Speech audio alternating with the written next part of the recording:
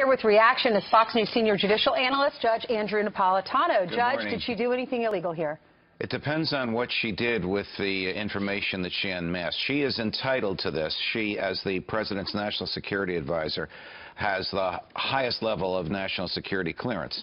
So if General Flynn is talking to the Russian ambassador and that conversation is recorded, is surveilled, because the government wants to know what the Russian ambassador is saying to whomever he's speaking, and she needs to know to whom the ambassador was speaking in order to understand the conversation, she can do that.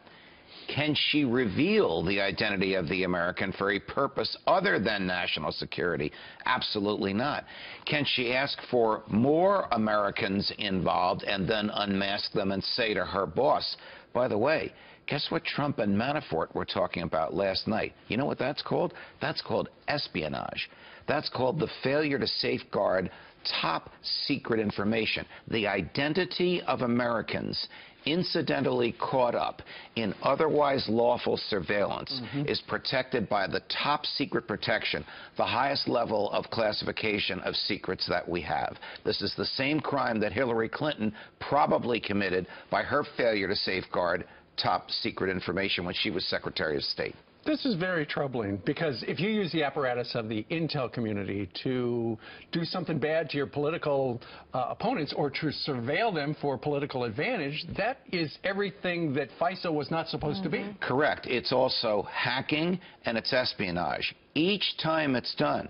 So the FBI must examine this, and she must be challenged as to why she needed this information and what she did with it. She only had one boss. She only reported to one person. We all know who that was. That was the President of the United States. Right, and reportedly, a lot of these conversations had nothing to do, or actually none of the stuff somebody saw, according to sources in the press today, had to do with Russia. So there's no national security interest. If there's no national security involvement, then she has no right to examine it, and she has no right to reveal it, even if the revelation is not in public, Judge, even if the revelation is in private. She's going to get away with this, though, right? She can always say she did have a national security interest because they were checking to see if he was colluding with Russia. You know, that's all she has to say, and she gets away with it, right? Well, no. She can say what she wants, but the FBI, when they're investigating this, should challenge her as to whether or not what she's saying is true. Right. Think about what happened.